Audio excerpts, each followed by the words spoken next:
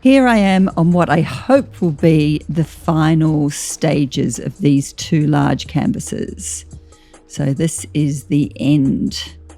I'm hoping, you never know, but that's my intention as I paint the two of them. So I had a lot of very bright layers to change this one up, and I'm bringing in some contrast with some more opaque and lighter colors. I'm using quite big, long brushes on these large canvases and bringing in some of the fluorescent orange mixed with some of the lighter colors. Makes an almost iridescent quality to them, which I quite like. And I'm moving over to the other one to just make more marks. I'm getting there with this one. I can really feel the end in sight, but I'm needing more interest. Actually, I'm really loving where both of them are sitting at the moment. This one that I'm working on here is a commission, and I've already completed another one that looks quite similar, but different. And here I am putting down some pigment powder. It's a fluorescent pink pigment powder, which is generally used in watercolor paintings, but I've been experimenting with it with acrylics, and I love the opacity and I love the brightness and richness of the colors that I can get with just putting the pigment powders straight onto the canvas.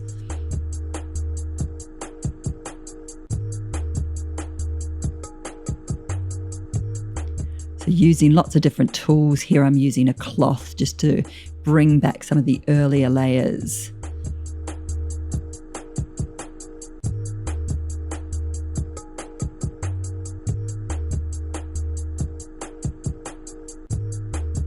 When I'm working on these big canvases, I like working on the larger picture. So what you're seeing from far away, and then coming in close and working on little tiny pieces, which are more your small stories, the little bits that will give you interest when you come closer to the painting. I like to work on both the large picture and the zoomed in littler stories.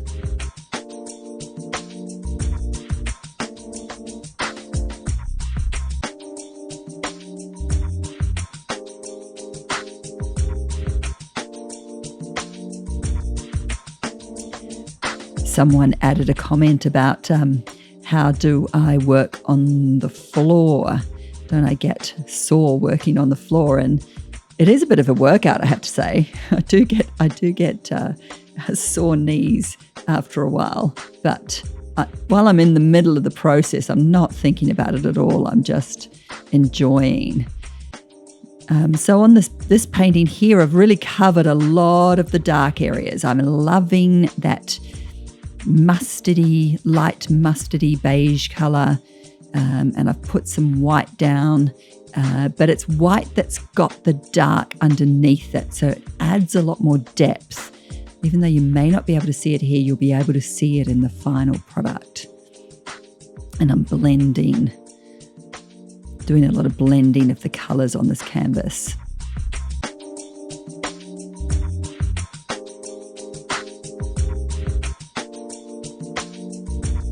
Moving back to this one, it's a little bit of push and pull at this point. It's just finding that right balance, and I won't know until I get there, but it's just working in the colors. I know the composition is nearly there. I know I like the amount of light to dark areas, but it's just playing with the small stories to make the whole composition come together. And it's a feeling. I just add bits as the painting speaks to me. It needs a little bit more here. I step away from it. I take a little bit of time to see what's jarring, what I love and what I'm not loving. I often say that in a painting, it's when I move from what I love to what I don't love, that I know it's coming closer to the end, when I'm just tweaking the bits that I'm not enjoying because there's so much that I am enjoying. That's the switch for me.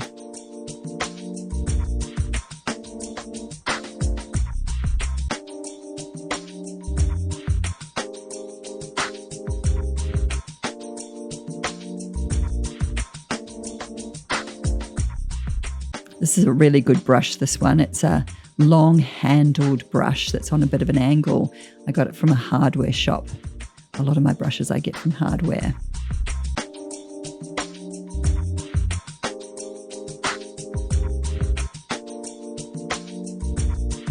There's more of the pigment powder. Getting a lot more of that fluorescent on there. Spreading it out. It needs to be wet to stick to the painting. So you see me spraying it now so that it actually binds to the canvas.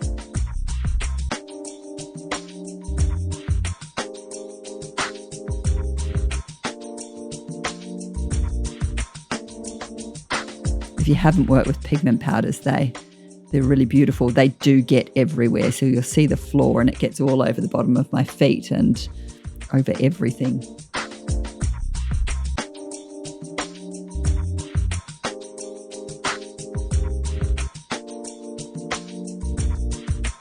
And now once again, putting contrast back in.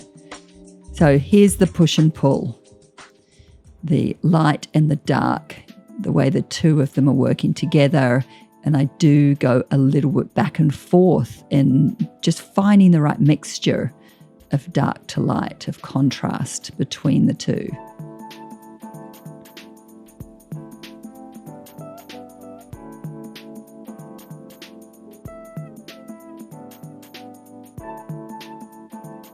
This is another favourite brush of mine. It's quite hard, so I can get a good blending happening with this brush.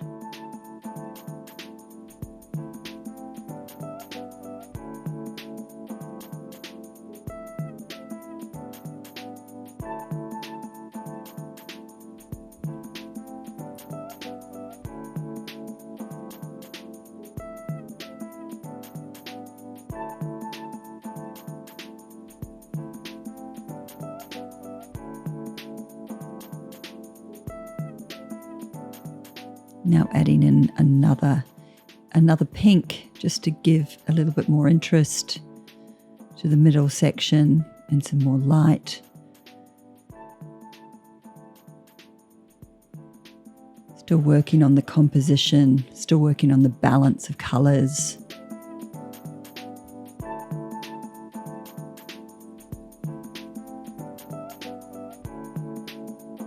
And then using this big tool that I've got here, which I again bought in a hardware shop, to blend a little bit and to show the underneath, so the colours aren't sitting opaquely on top, that you can get the vision of what's come before, the history that's lying underneath.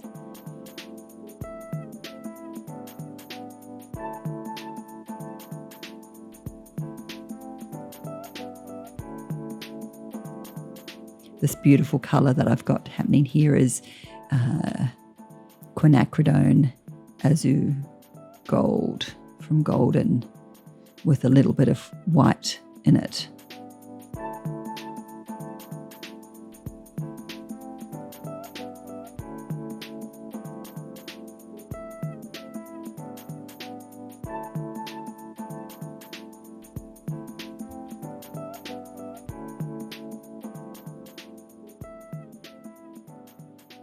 So I'm getting to the point now where I'm kind of finished working on the floor. I really want to get an idea of what they're going to look like when they're hanging on the wall. And I like working both on the floor and also up on the wall. It gives you a whole different view of the painting. And these two I've at this point have completely been down on the floor, and I need to get vision of them from a different angle to see what I've got.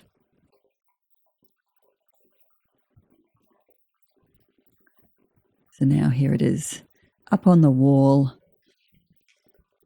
And look, I'm really loving where the one is over on the left. It's feeling very complete to me.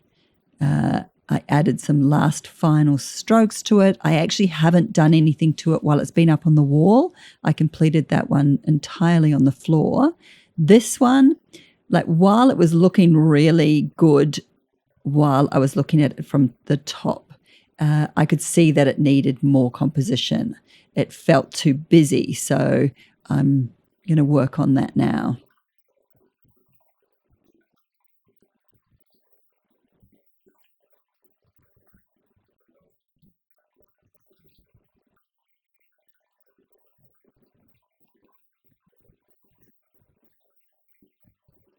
I'm enjoying the opaqueness of that whitey cream color.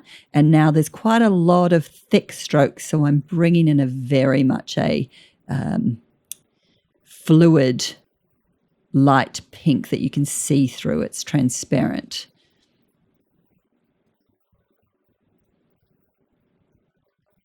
I love the transparent lines over the top of the opaque ones. It brings a lot of depth to a piece. And it needed another color. Like this color is bringing it together a lot more and creating a little bit more interest in that dark area.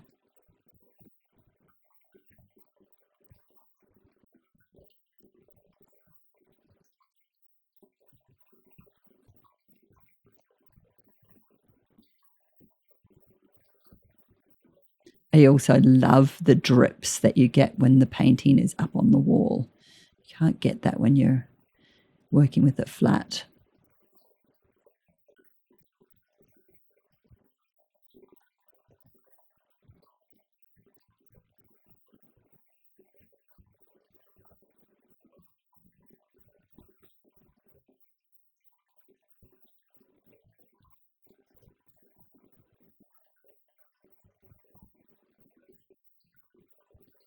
As you can see, I'm adding quite a bit of that pink to it, but it is very transparent. So it will dry a lot more transparent. It'll just be there, but it won't be overpowering. So I can add quite a bit of it in.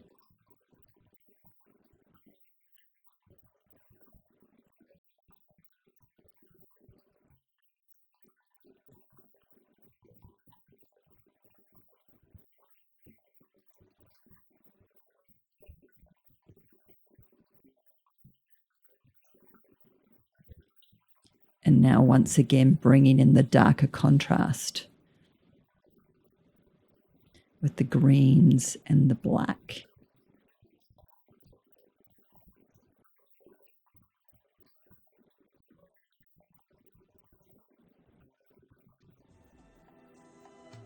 Again, you can feel that push and pull that I often talk about, going from the lights, going from the transparents, then back to the darks and finding that right balance between the two.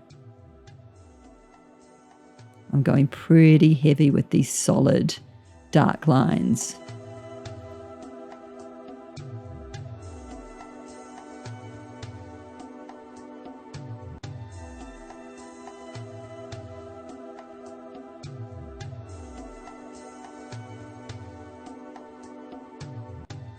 Sometimes I go a little bit too heavy, knowing that they will help in a background layer, knowing that I'm going to come over the top with something else because they're standing out too much to me now, but I'll find a way to blend a little bit in the next layer I do over the top.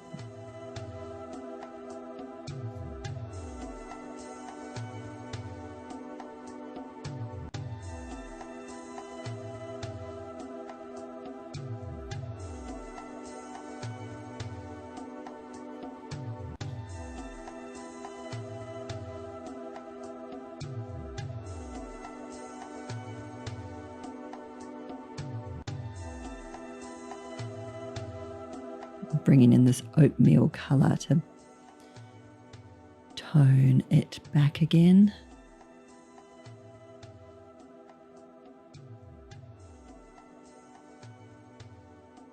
And now this almost like an olivey green, which I'm hoping will work over the black to just still have the black there, but just not be as visible.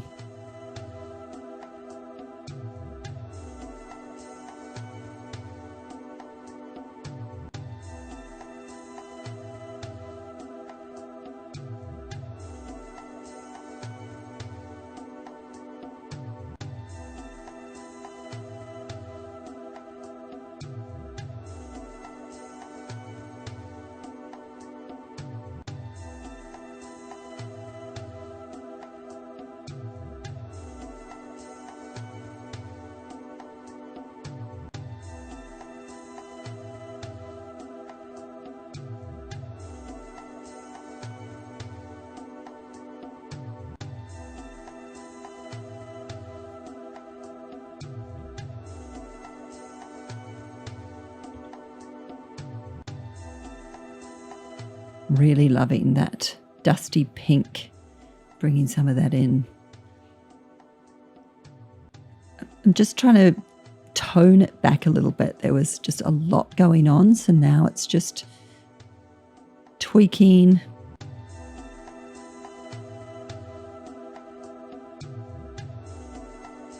Working between the darks and the lights. Here you go. Here I'm putting that nice light pink over the top too, so that the dark layer underneath is not too strong, but it does give depth.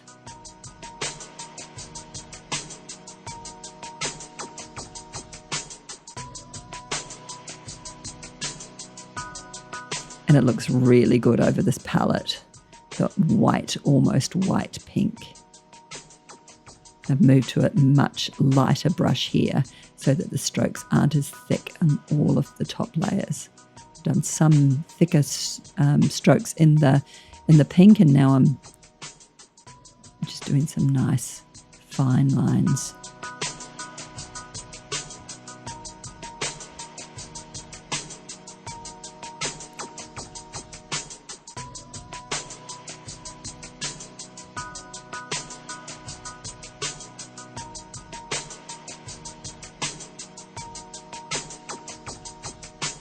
Loving this brush.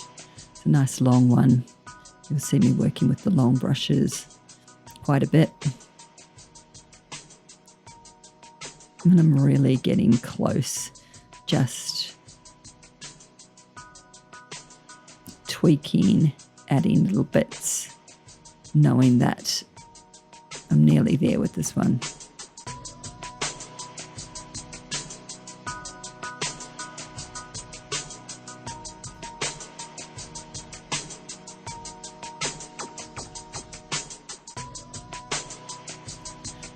So I hope you've enjoyed this series. Here I am with the 2 finished paintings, and I will show you the 2 of them in situ at the end of this. But I'm really happy with how different they are, but also that I was able to do these 2 finished pieces and show you the messy middle and show you how I was able to transform and stick with those uncomfortable moments to get to 2 large finished pieces. One is off to its new owner in the States, and this one will be up on my website shortly for sale.